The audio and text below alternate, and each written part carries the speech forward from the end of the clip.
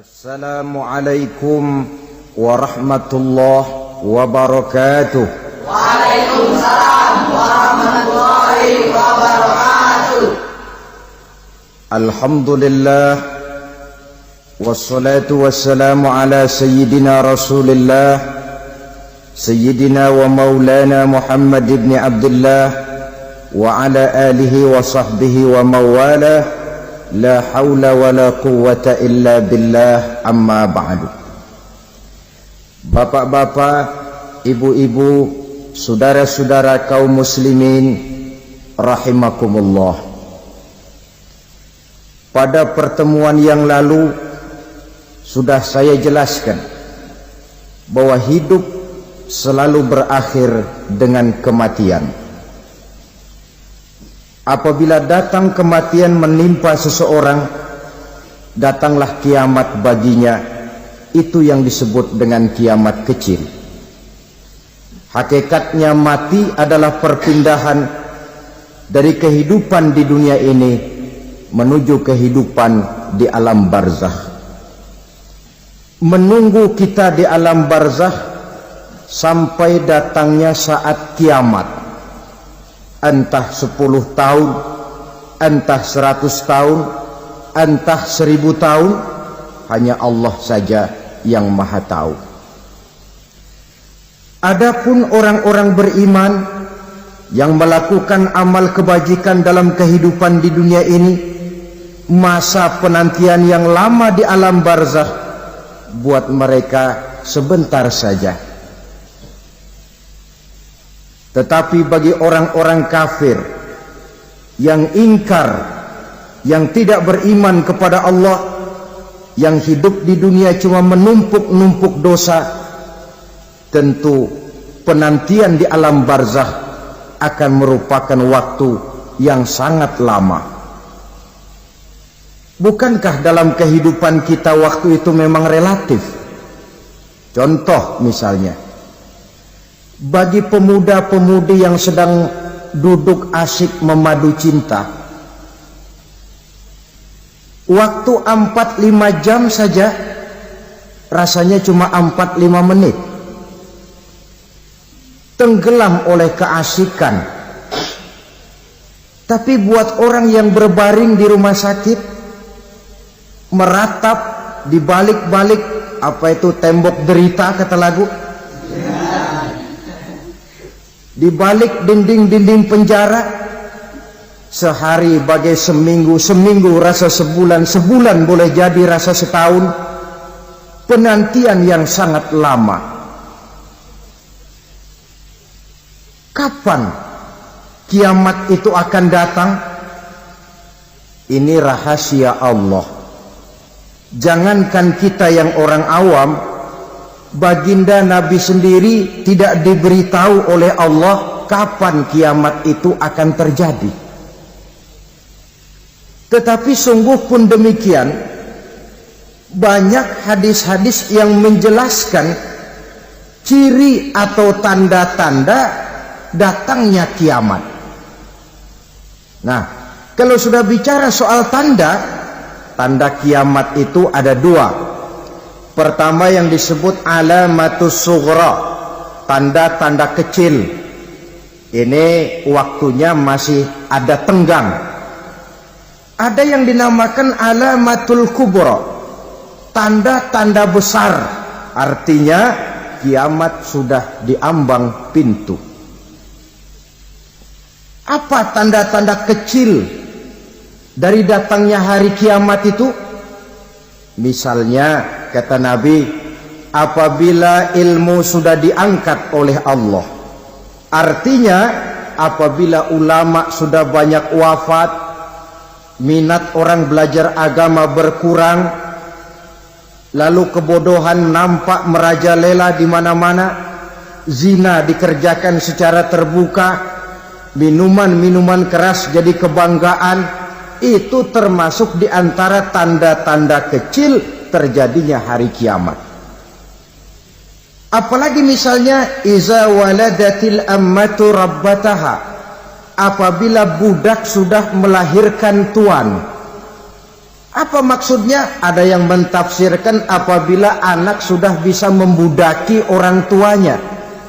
Orang tua yang melahirkan dia, yang membesarkan dia, demi setelah si anak besar jadi orang berpangkat, bertitel, berharta, berkedudukan, jadilah orang tua itu budaknya. Sehingga sering dibilang kalau orang tua kaya, anak jadi raja. Tapi kalau anak yang kaya, orang tua sering jadi budak.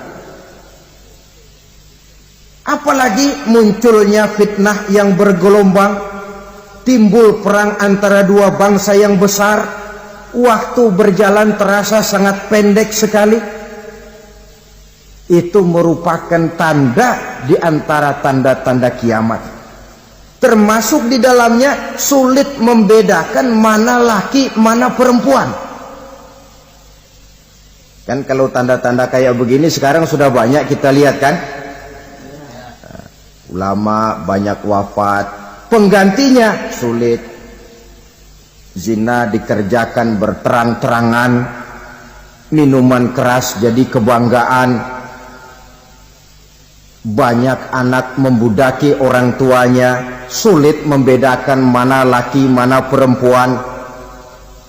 Kadang-kadang dari belakang kita lihat perempuan bener, begitu kita colek nengok jenggotan.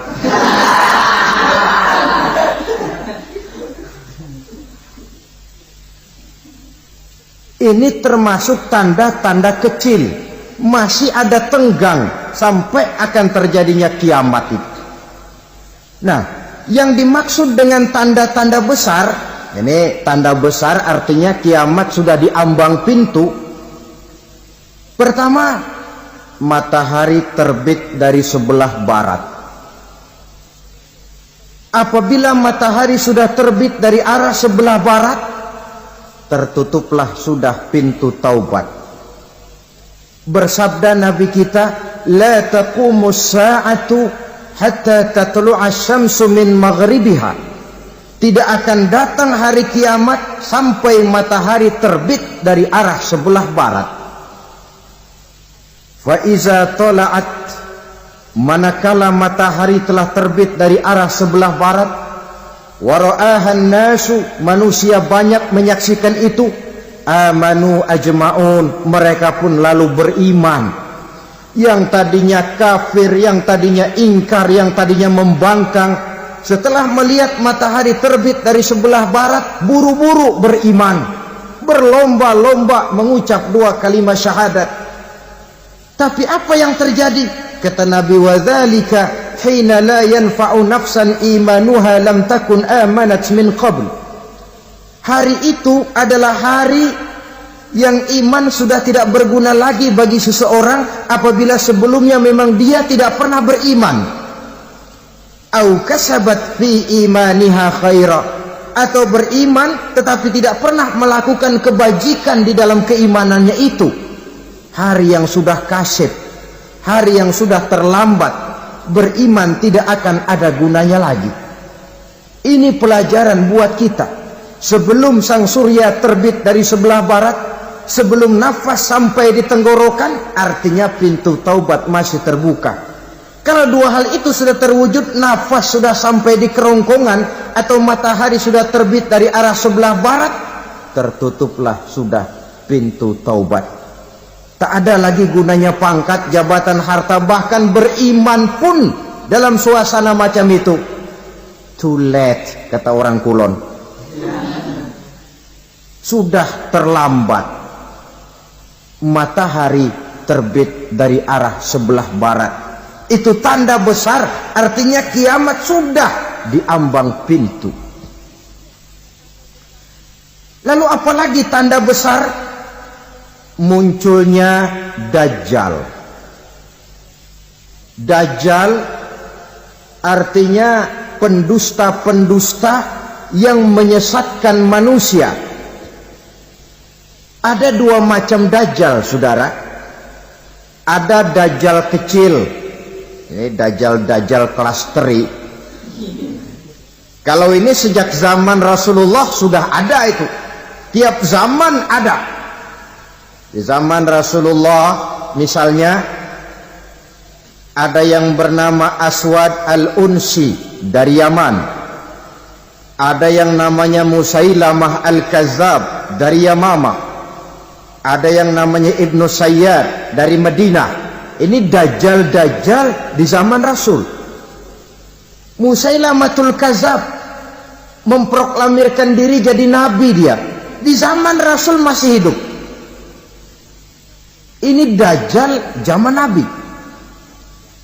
Di zaman sahabat muncul dajjal-dajjal. Di zaman kita sekarang ini dajjal-dajjal pun gentayangan. Dajjal-dajjal kelas teri. Kerjanya mendustakan manusia, menyesatkan manusia, memalingkan manusia dari jalan yang benar dan diridhoi oleh Allah Subhanahu wa taala. Adapun yang merupakan tanda besar dari datangnya kiamat, dajjal-dajjal kelas kakap. Pembohong-pembohong besar yang menyesatkan masyarakat manusia berpaling dari jalan Allah mengikuti jalan mereka. Apa sih ciri dajjal itu? Kata Nabi dalam hadis Bukhari Muslim, innad dajjala, sesungguhnya yang namanya dajjal itu yakhruju, satu saat akan muncul mendekati hari kiamat. Wa inna ma'ahu ma'an, si dajjal ini membawa air, wa naran, dan juga membawa api. Dua simbol. Di tangan yang satu dia bawa air, di tangan yang satu dia bawa api. Wa ammal ladzi yarahu an-nasu ma'an fanarun, adapun yang orang banyak lihat air, hakikatnya adalah api. Yang dilihat api, hakikatnya adalah air. Oleh sebab itu, kalau api yang ditawarkan, ambillah air. Kalau air yang ditawarkan, pilihlah api. Maksudnya apa ini? Ini bahasa simbol, saudara-saudara. Dajjal bicaranya seolah-olah untuk kepentingan manusia, menawarkan surga. Surga yang dia tawarkan hakikatnya neraka. Hai manusia, kalau kau mau bahagia, jangan dekat-dekat dengan agama. Solat itu tidak efektif dan efisien, tidak produktif dari segi ekonomi itu. Menghadiri majelis taklim cuma buang-buang waktu. Tahajud, tasbih, tahlil, baca Quran, apa itu? Pekerjaan mubazir saja. Hidup ini cuma sekali, masa yang cuma sekali, manfaatkan dengan sebaik-baiknya. Mumpung, dibawanya sifat mumpung tetapi dalam pengertian yang sangat negatif. Bicaranya seolah-olah untuk kepentingan manusia, tetapi sebenarnya menjerumuskan manusia. Menawarkan air, tapi sebenarnya api. Menawarkan api, tapi hakikatnya air. Buat apa kamu sholat? Buat apa kamu bayar zakat? Buat apa kamu puasa? Surga yang dicanangkan Dajjal, hakikatnya neraka. Neraka yang digambarkan Dajjal, pada dasarnya adalah surga. Jadi memutarbalikkan fakta itu kerjaan Dajjal. Yang hak jadi batil, yang batil dibilang hak, yang benar jadi salah, yang salah malah jadi benar. Tuntunan disuruh jadi tontonan, tontonan malah menjadi tuntunan. Itu pekerjaan Dajjal profesinya. Zamannya Nabi Adam, Dajjalnya kan iblis. Betul? Betul. Apa sih gang kerayuan iblis itu? Allah setelah menciptakan Nabi Adam kan bilang, Adam, kau dan istrimu Hawa tinggal di surga ini. Seluruh fasilitas yang ada di surga persilahkan kau nikmati. Satu yang tidak boleh, jangan coba-coba dekati pohon khuldi. Dekat saja jangan, apalagi sampai memetiknya. Datang Dajjal yang namanya iblis ini. Adam, kamu tahu nggak kenapa tidak boleh makan buah khuldi? Ya nggak tahu, pokoknya saya dilarang. Bodoh kamu Dam. Khuldun artinya kekal. Kalau kamu makan itu buah, kau akan kekal di surga buat selamanya. Allah tidak kepengen maka dilarang kamu makan buah khuldi. Kalau kau ingin kekal di surga Adam, makan saja. Saya bicara begini ini untuk kepentingan kamu Adam. Ini kan ciri-ciri Dajjal. Bicaranya sih seolah-olah untuk kepentingan Nabi Adam, hakikat sebenarnya menjerumuskan Nabi Adam supaya ingkar dan melanggar larangan dari Allah Subhanahu wa ta'ala. Jadi setelah muncul Dajjal, timbul kekacauan-kekacauan di masyarakat. Banyak yang terpengaruh, terpedaya dan terpesona. Termasuk mereka yang memproklamirkan diri jadi nabi, mereka yang memproklamirkan diri jadi rasul di zaman sesudah Rasulullah wafat, itu adalah Dajjal. Maka saya ingatkan, kalau di zaman kita sekarang ini ada orang ngaku jadi nabi, ada orang ngaku jadi rasul, biar bahasa Arabnya kental, Quran hafal, hadis ribuan hadis hafal, biar pakai serban sampai menyengser ke tanah, bahasa Arabnya fasih, tapi dia mengaku jadi nabi, jadi rasul, kita umat Islam wajib tidak percaya. Wajib untuk tidak percaya. Itulah Dajjal zaman kita sekarang ini. Tidak mustahil mereka datang mempengaruhi orang-orang awam supaya berpaling dari Rasulullah, mengikuti mereka. Nah, di akhir zaman nanti, mendekati hari kiamat, Dajjal ini muncul, Dajjal kelas kakap, menyesatkan masyarakat manusia untuk berpaling dari Islam, mengikuti seruan mereka.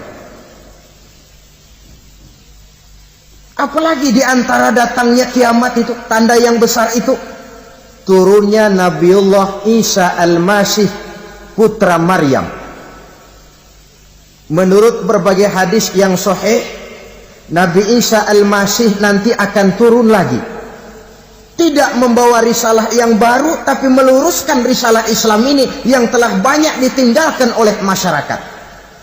Bahkan ada hadis menjelaskan beliau akan membunuh Nabi, mematahkan kayu-kayu salib, lalu melaksanakan haji dan umrah mengikuti syariat Nabi Muhammad, bukan membawa agama baru. Menjadi semacam mujaddid, reformer, menyelamatkan manusia dari bisikan Dajjal. Bahkan ada riwayat yang menjelaskan bahwa Nabi Isa berhasil mengalahkan Dajjal, mengembalikan masyarakat manusia kembali kepada ajaran Islam yang datang dari Allah, dibawa oleh Rasulullah Sallallahu Alaihi Wasallam. Dengan kata lain, turunnya Nabi Isa bukan sebagai Nabi dan Rasul baru, tetapi mengikuti syariat Nabi kita Muhammad Sallallahu Alaihi Wasallam. Saudara hadirin, ibu-ibu hadirat yang saya hormati, kemudian apalagi di antara tanda-tanda besar akan datangnya kiamat itu? Keluarnya asap atau awan. Kata Nabi, inna min asrati sa'ah dukhanan yamla'u ma bainal masyriqi wal maghrib. Di antara tanda-tanda kiamat, munculnya awan atau asap yang memenuhi antara langit dan bumi. Ini pun diperkuat dalam surah Ad-Dukhan ayat 10. Fartaqib yauma ta'tis sama' bidukhanin mubin fayughshan nas hadza azabun alim. Bagi orang-orang yang beriman, mereka biasa-biasa saja. Tapi bagi orang kufur, datangnya asap dan awan ini merupakan azab yang kelewat pedih. Barangkali sedikit mendekati gambaran tentang azab yang pedih ini, saya ingatkan alam pikiran kita kepada peristiwa yang belum lama terjadi. Pernah dengar berita bocornya reaktor nuklir di Chernobyl, Uni Soviet? Pernah dengar? Nah. Bocornya reaktor nuklir di Chernobyl yang mengakibatkan ratusan bahkan sangat mungkin ribuan nyawa. Cuma satu reaktor. Bagaimana kalau seluruh cadangan nuklir yang dimiliki oleh para negara adikuasa ini diledakkan? Bahkan yang konon menurut catatan, cadangan nuklir yang dimiliki bersama oleh Amerika dan Rusia sekarang ini sudah sanggup memusnahkan 6 miliar manusia. 1,5 kali lebih banyak dari jumlah manusia yang nongkrong di permukaan bumi ini.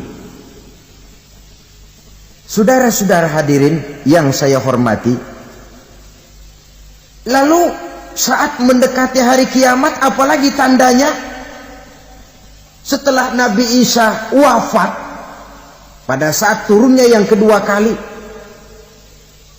lalu Allah meniupkan angin sejuk, semua orang-orang beriman, orang-orang baik wafat, sehingga penghuni bumi ini cuma tinggal lagi terdiri dari orang-orang kafir. Tidak ada lagi di bumi ini yang bisa mengucapkan Allah. Sehingga dalam hadis qudsi itu ada keterangan, innallaha azza wa jalla yaqulu li Israfil. Allah pernah pesan kepada malaikat Israfil, kata Allah, Israfil, iza sami'ta qailan yaqul Allah Allah fa akhirin nafah 40 sanatan ikraman liqailiha. Hai Israfil, apabila kau dengar di permukaan bumi masih banyak orang yang mengucapkan Allah Allah, maka tunda sangkakala kiamat itu 40 tahun. Untuk apa? Ikraman liqailiha, menghormati orang yang mengucapkan Allah Allah itu. Wah, jadi karena sekarang masih banyak yang mengucapkan Allah, besar hatilah kita, masih jauh kiamat itu. Tapi jangan lupa, kiamat pribadi, kiamat kecil itu yang nggak kita sangka-sangka. Ajal datang mencabut nyawa, itu kiamat pribadi, dan itu yang pasti kita hadapi, dan itu yang membuat kita tidak boleh bersikap main-main di dalam kehidupan sekarang ini. Saudara hadirin yang saya hormati, tidak ada lagi orang-orang muslim. Seluruh penduduk dunia ini kafir. Lalu terciptalah struktur sosial yang berlandaskan prinsip hidup semau gue. Bakal terjadilah prinsip di mana yang kaya menyantap yang miskin, yang kuat menindas yang lemah. Hidup sudah bagaikan di rimba belantara, berlaku hukum rimba, siapa yang kuat dia yang menang, siapa yang lemah menjadi mangsa. Timbul kekacauan, maksiat merajalela, munkarat menjadi-jadi, sehingga isi bumi ini penuh dengan segala macam perbuatan dosa. Tidak ada perlunya lagi alam diperpanjang temponya. Datang saat yang sudah dijanjikan oleh Allah Azza wa Jalla, maka terjadilah yang disebut kiamat kubra, kiamat besar, kiamat hancur-hancuran. Bagaimana kejadian ini dimulai? Dalam surah Az-Zumar ayat 68, Allah Subhanahu wa taala berfirman, wa nufikha fis-suri fasa'iqa man fis samawati wa man fil ardi illa man sya'allahu. Maka manakala ditiuplah sangkakala, terkejutlah seluruh yang ada di langit dan seluruh yang ada di bumi. Bila saat kiamat datang, Allah perintah malaikat Israfil, Israfil, tiup sangkakalamu. Ditiuplah sangkakala oleh malaikat Israfil. Yang akibat daripada tiupan itu, seluruh yang ada di langit, seluruh yang ada di permukaan bumi terkejut. Yang ada di langit siapa? Malaikat kan. Bayangin aja kalau malaikat kaget, apalagi kita. Terkejut seluruh makhluk yang ada di bumi, yang ada di langit mendengar suara sangkakala itu. Bunyinya tidak sanggup kita bayangkan dahsyatnya. ledakan nuklir, ledakan neutron, belum apa-apa ketimbang bunyi sangkakala malaikat Israfil ini. Nah, lalu mendengar bunyi sangkakala ini, gemparlah makhluk, kacaulah alam. Bumi gempa, planet-planet bertabrakan, gunung meletus, air laut tumpah ke darat, angin topan bertiup, halilintar menyambar. Lalu semua yang bernama hidup mati total. Mati bareng tanpa persiapan. La haula wala quwata illa billah. Saya kadang-kadang dalam tafakur bermohon, ya Allah, mudah-mudahan saya enggak nemuin kiamat beneran. Ngeri. Tidak bisa kita bayangkan macam apa suasana seperti itu. Allah saja banyak memberikan gambaran, misalnya Al-Qari'ah, wa mal qari'ah, wa ma adraka mal qari'ah. Kejadian yang menggemparkan. Tahukah kamu apa kejadian yang menggemparkan itu? Yauma yakunun nasu kal farasil mabsus wa takunul jibalu kal ihnil manfus.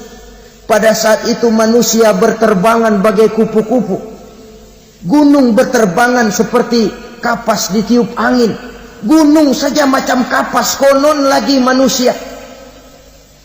Kematian total, mulai semut sampai gajah mati, jin mati, iblis mati, malaikat mati. Malaikat saja mati. Saudara hadirin yang saya hormati, kematian total yang tanpa persiapan. Orang bilang, Pak, kalau mati bareng begitu yang repot malaikat maut dong ya. Cabut sana, cabut sini. Itu kalau menurut logika kita, mestinya begitu menurut logika. Tapi logika juga yang bilang nggak perlu serepot itu. Sebab untuk mematikan listrik di wilayah DKI, di wilayah Jakarta, nggak perlu tiap rumah didatengin matiin ya lama.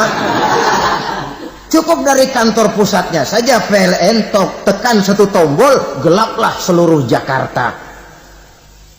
Saudara hadirin yang saya hormati, kematian total. Lalu setelah kematian total, planet-planet juga mati, dalam arti tidak bergerak dan beredar. Angin mati, dalam arti tidak bertiup. Air mati, dalam arti tidak ada riak gelombang. Pokoknya semua mati. Kullu nafsin za'iqatul maut. Semua yang bernafas mati. Dalam ayat lain, kullu man 'alaiha fan. Semua yang ada di permukaan bumi fana. Yang kekal cuma Allah Subhanahu wa ta'ala. Yang paling belakang mati malaikat maut dan malaikat Israfil. Tapi mati juga sesuai dengan janji Allah. Menurut hadis Bukhari Muslim dari Abi Hurairah, masa tenggang waktu antara kematian total pada tiupan sangkakala pertama dengan proses kebangkitan pada tiupan sangkakala kedua 40 lamanya. Tidak dijelaskan oleh Abi Hurairah 40 jam, apa 40 hari, apa 40 tahun. Hadis-hadis cuma menyebutkan 40 saja. Sunyi alam, yang tinggal cuma Allah saja lagi. Ketika itu Allah berseru-seru, katanya, limanil mulkul yauma. Siapa para penguasa hari ini? Mana itu raja-raja dan penguasa yang dulu mengaku jadi Tuhan? Fir'aun. Mana Fir'aun sekarang? Yang dulu jadi raja, merasa berhasil, sombong, lalu tidak mau turun-turun dari kekuasaannya. sampai kepada puncak kekurang ajarannya mengangkat diri jadi Tuhan. Mana itu Fir'aun? Namrus, mana sekarang Namrus? La ilaha illa ana, ternyata tidak ada Tuhan lain selain daripada aku, kata Allah. Proses kemudian, saudara-saudara, turunlah hujan dari langit. 40 lamanya hujan itu. Tidak jelas juga 40 jam apa 40 hari. Setelah air turun membasahi, datanglah tiupan sangkakala yang kedua. Semua yang bernama mati bangkit dari kuburnya masing-masing. Ini yang disebut Yaumul Ba'thi, hari kebangkitan. Allahu Akbar. Pada saat kita bangkit dari kubur kita masing-masing, kumpul di padang mahsyar namanya. Bayangin aja, saya sendiri nggak sanggup bayangin.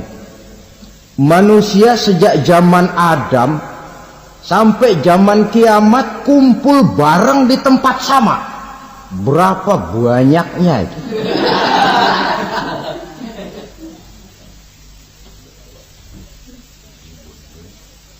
Dan yang luar biasa menurut satu riwayat, pada saat bangkit itu, Masya Allah, roman muka kita berubah, disesuaikan dengan amalan kita waktu di dunia ini. Barang siapa yang waktu di dunia amalannya itu amalan tikus,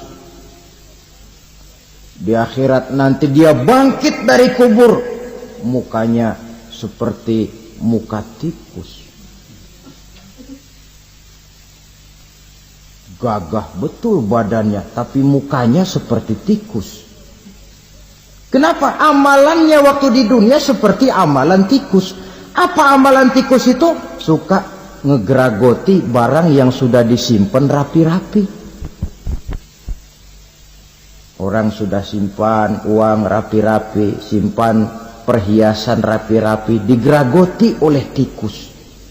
Maling-maling, pencoleng-pencoleng, koruptor-koruptor, itu nanti di akhirat nanti kita lihat mukanya seperti muka tikus. Oh, ini waktu di dunia suka nyolong, mukanya seperti muka tikus.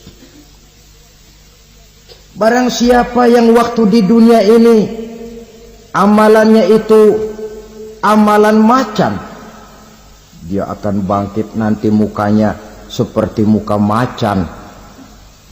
Apa amalan macan? Macan itu amalannya menang-menangan. Orang yang mau menang saja nggak mau mengalah. Coba lihat di hutan, kenal hutan nggak? Di hutan, raja hutan di mana-mana pasti macan, betul kan? Betul. Padahal hutan belum pernah bikin pemilihan umum. Tapi macan tidak peduli ada pemilihan umum apa tidak, pokok saya raja. Sebab apa? Macan jadi raja itu bukan karena benar, tapi karena kuat jadi raja. Setelah dia jadi raja, rakyat hutan yang mesti dilindungi malah dimakan oleh raja macan. Kambing rakyat hutan dimakan oleh macan. Ayam rakyat hutan dimakan oleh macan. Itu nanti kita lihat di akhirat itu mukanya seperti muka macan, gagah betul. Lalu barang siapa yang di dunia ini amalannya itu seperti amalan anjing, nanti dia punya muka seperti muka anjing. Apa amalan anjing? Pertama, anjing itu kalau disuruh jaga rumah, dia tidak bisa membedakan mana maling, mana tamu. Biar yang datang maling, kalau bawa tulang, anjing kalem. Yang kedua, anjing itu akan setia kepada siapa saja yang memberinya roti. Siapa yang memberinya roti, itulah majikannya.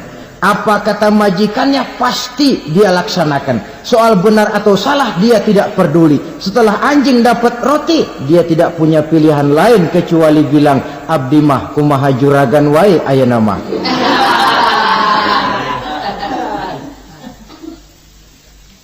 Saudara hadirin yang saya hormati, berkumpul di padang mahsyar, tiap orang sibuk dengan persoalannya masing-masing. Matahari waktu itu didekatkan oleh Allah, panas luar biasa. Ada yang saking panasnya itu mencucurkan peluh keringat sampai sebatas mata kakinya.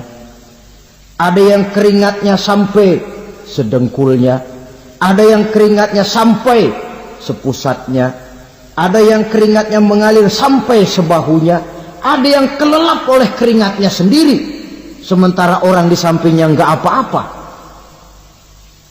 Bergantung lagi amalan dia waktu di dunia ini. Saudara-saudara, sebagian orang dalam kepanikan padang mahsyar berombong-rombong datang mereka menghadap Nabi Adam. Ya Adam, anta abal bashar. Hai Adam, Tuhan adalah bapak moyang manusia. Kami sebentar lagi akan disidang, dimintakan pertanggungan jawab. Tolonglah kami, hai Adam.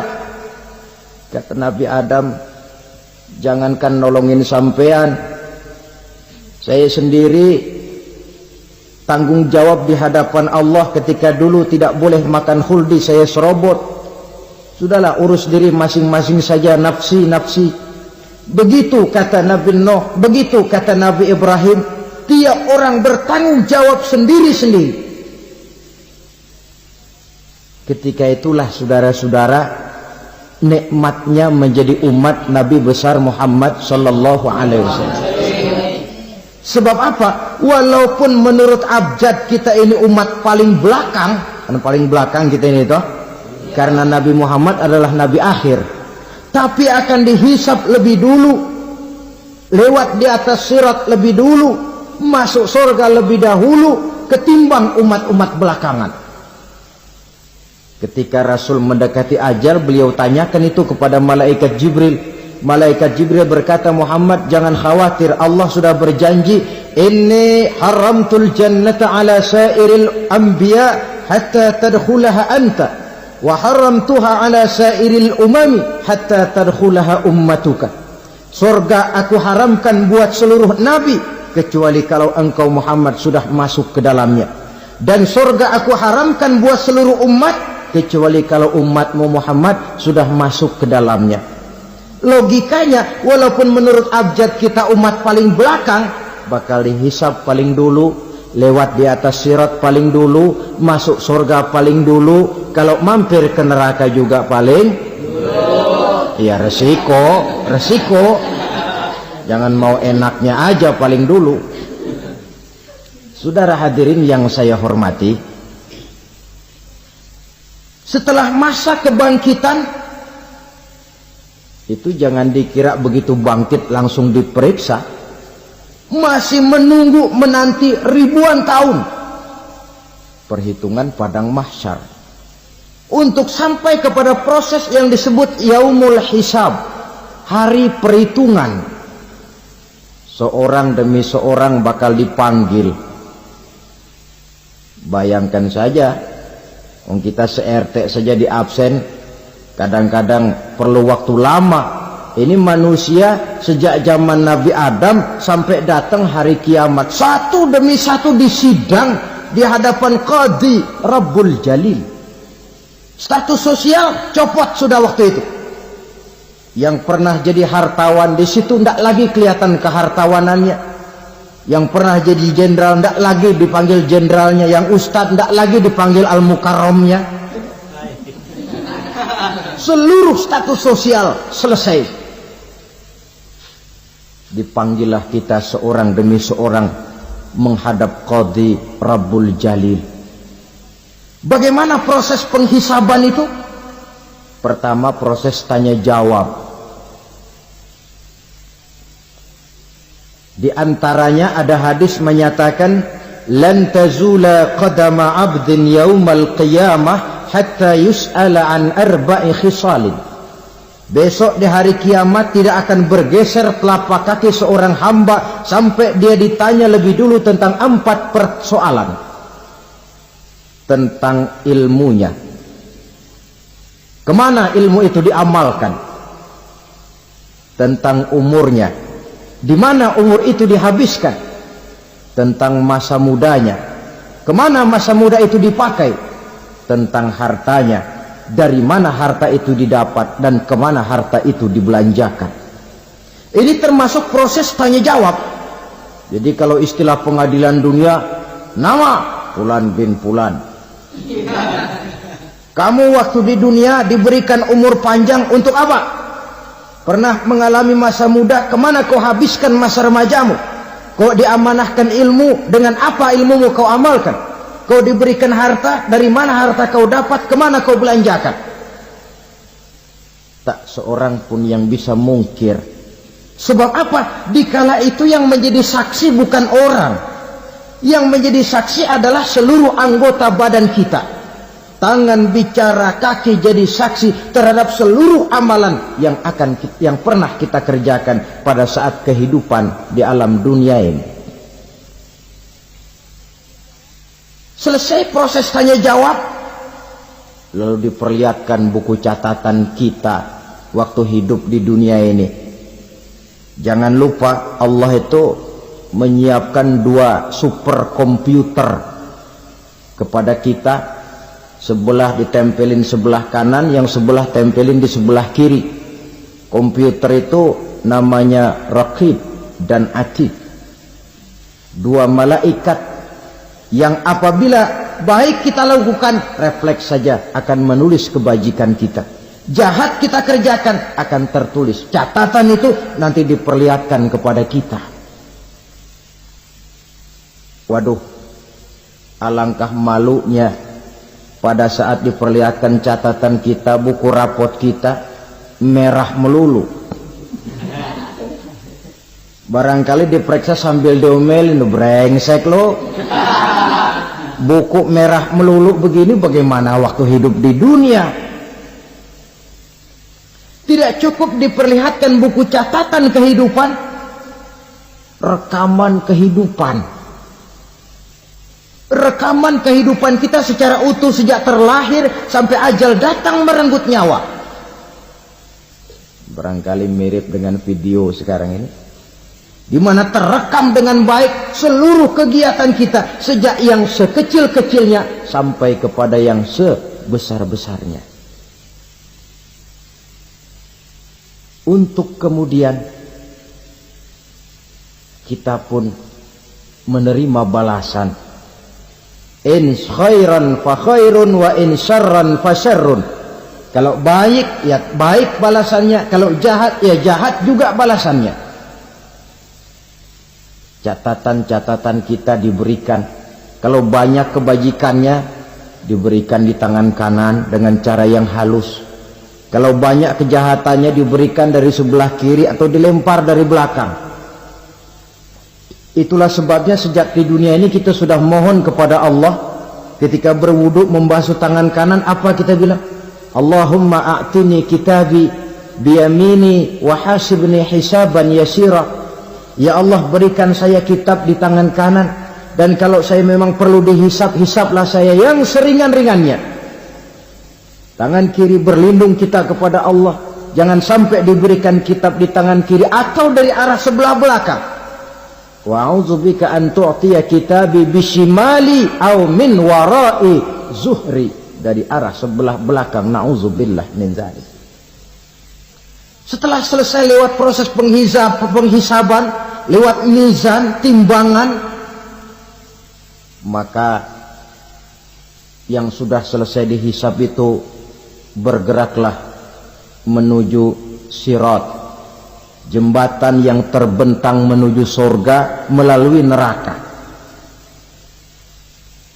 Saudara-saudara, panjangnya perjalanan sirat itu memakan waktu ratusan tahun. Tetapi orang yang lewat di atas sirat pun macam-macam, bergantung amalannya ketika di dunia ini.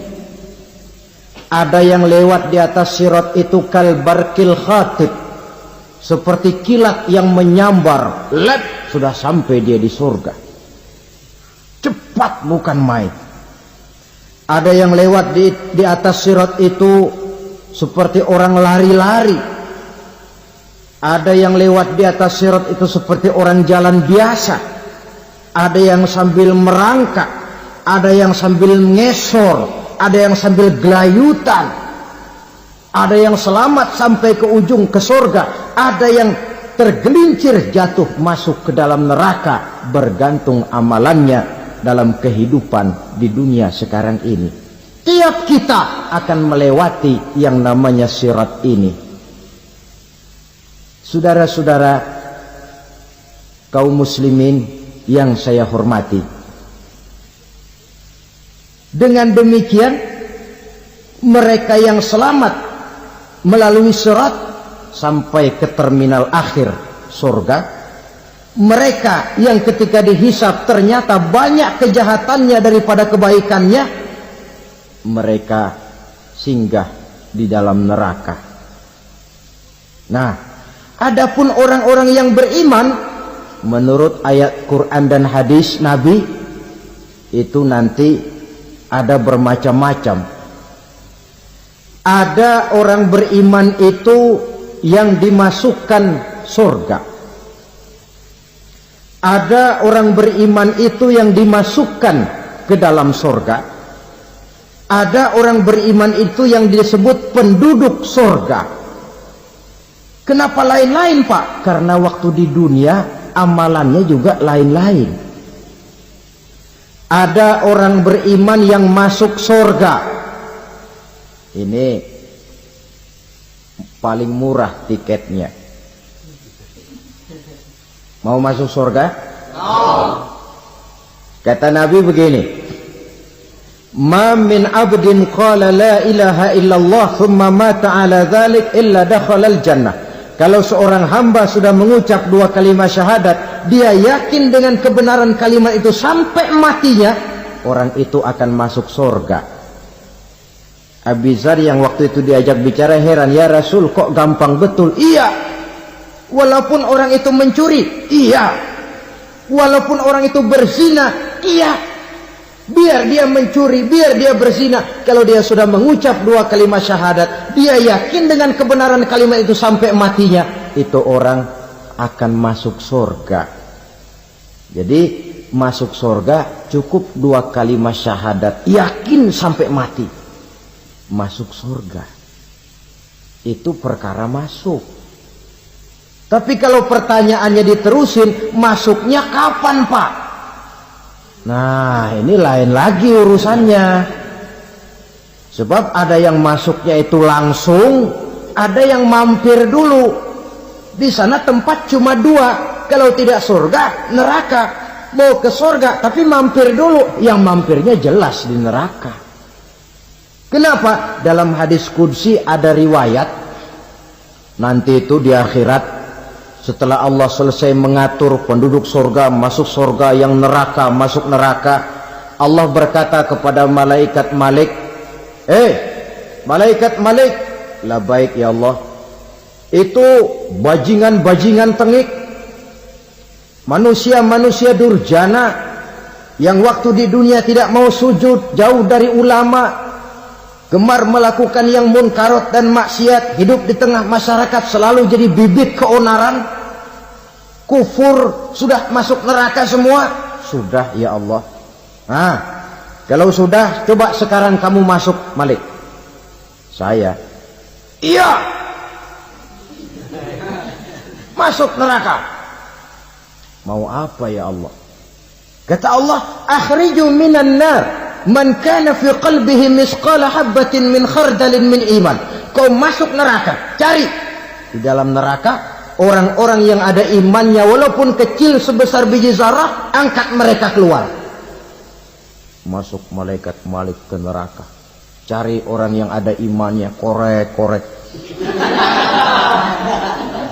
Ya repot, udah pada gosong. Yang ada imannya diangkat ke atas, yang ada imannya diangkat ke atas. Lalu dimandikan di Nahrul Hayat, namanya sungai kehidupan di akhirat nanti. Cakep lagi rupanya, bersih lagi wajahnya, apel di hadapan Allah. Kata Allah, bagaimana mas? Kapok nggak sampean? Kapok ya Allah. Nah, kalau kapok, idhab fadkhulil jannah. Pergi, masuk surga sana. Berangkat mereka ke surga. Ketemu sama teman-temannya yang udah sampai lebih dulu, yang nggak pakai mampir lagi. Terjadi dialog. Kata teman-temannya yang udah pada nyampe duluan, mas, iya, emang baru sampai? Saya baru sampai. Memang mampir di mana dulu mas? Kita sudah lama sampai di surga. Saudara buka surah Al-Muddathir ayat 34-35. Ma salakakum fis saqar? Kenapa kamu mampir di neraka Saqar? Qalu lam naku minal musallin. Mereka menjawab, kami mampir di neraka Saqar mas, gara-gara dulunya kami waktu di dunia tidak pernah sholat. Tidak pernah sholat? Tidak pernah. Kan rumahnya dekat masjid, cuma dekat doang mas. Sholat mah enggak saya. Enggak pernah ngasih makan fakir miskin, enggak pernah hadir di majelis taklim, pendeknya enggak pernah melakukan kebajikan. Maka saya pun mampir di neraka Saqar. Untung betul saya punya iman mas, sedikit. Waktu hidup di dunia dulu saya pernah mengucap 2 kalimat syahadat, sekali-kalinya waktu mau kawin. Masya Allah. Untung saja kawin, kalau nggak kawin polos.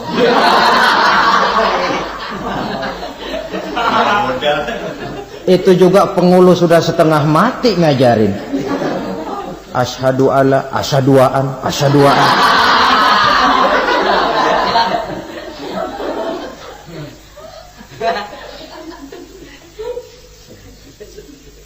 Ini namanya masuk surga, ada mampir dulu. Ada pula orang mukmin itu yang dimasukkan surga. Namanya dimasukkan kan terima beres.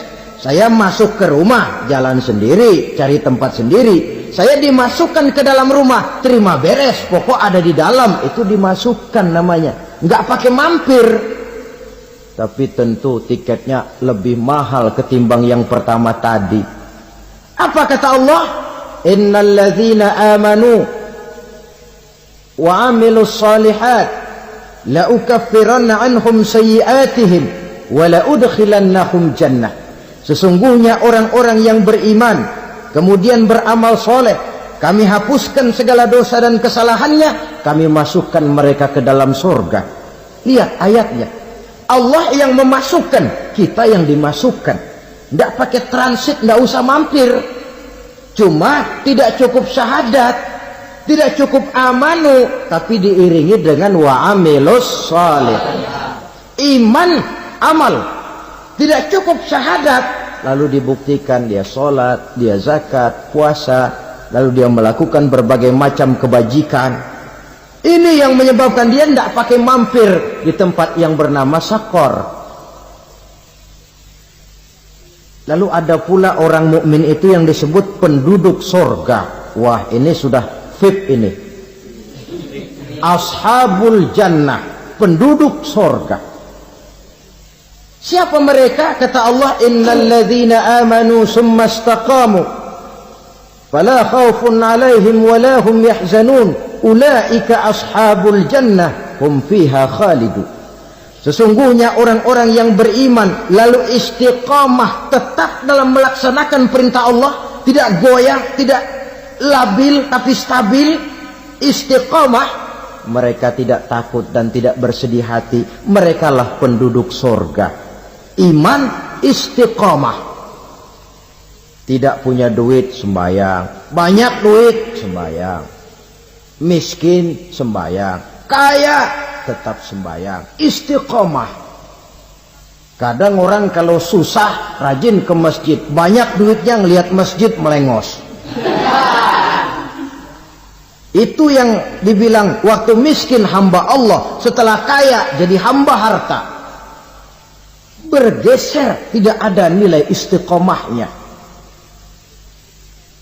Saudara-saudara, dengan begitu penduduk neraka itu dua. Ada penduduk permanen, ada penduduk yang semi permanen. Yang semi permanen orang-orang beriman yang mempunyai dosa besar. Mereka masuk ke neraka untuk menerima azab sesuai dengan dosanya. Bila selesai masa azab itu, mereka akan diangkat untuk ditempatkan kembali ke dalam surganya Allah Subhanahu wa ta'ala. Nah, dikala itulah saudara-saudara, ada yang disebut syafaat dari Rasulullah Sallallahu Alaihi Wasallam. Tapi tentu jangan lupa, syafaat ini ibarat kain menambal dia. Kita punya kain bolong-bolong sedikit, syafaat yang menambal. Sholat kita ada kurang dikit, sedekah kita ada campur riak dikit, amalan kita ada tidak karena Allah dikit, kita berharap syafaat. Jadi biarlah kain masih bolong-bolong, yang penting punya kain. Tapi kalau kainnya tidak ada, yang ditambal apanya? Sholat tidak, puasa tidak, zakat tidak, berharap syafaat saja. Ya, terlalu berlebihan itu. Saudara hadirin yang saya hormati, apabila selesai proses penghisaban, proses penghitungan, maka dikala itulah manusia terbagi dalam dua kelompok besar. Fariqun fil jannah wa fariqun fis sa'ir. Sekelompok orang-orang beruntung yang masuk ke dalam surga, dan sekelompok lagi masuk ke dalam neraka. Akan memakan waktu untuk menceritakan sifat surga dan neraka, tapi insya Allah pada kesempatan pertemuan lain saya sampaikan. Namun sebagai gambaran umum cukuplah saya sampaikan sebuah hadis qudsi. Allah jelaskan, a'dadtu li'ibadiyas salihin ma la 'ainun ra'at wa la uzunun sami'at wa la khatara fi qalbil bashar.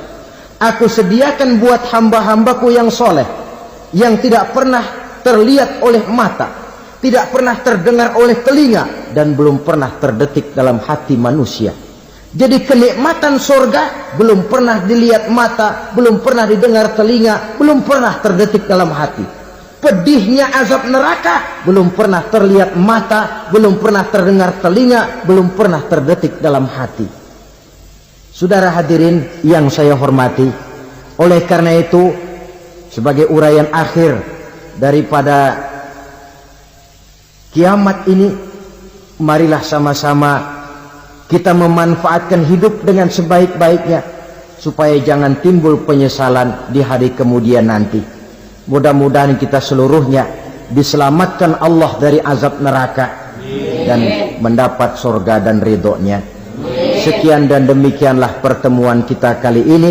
Terima kasih banyak atas segala perhatian. Mohon maaf atas segala kekurangan. Usikum wa nafsi bitaqwallah. Wassalamualaikum warahmatullahi wabarakatuh.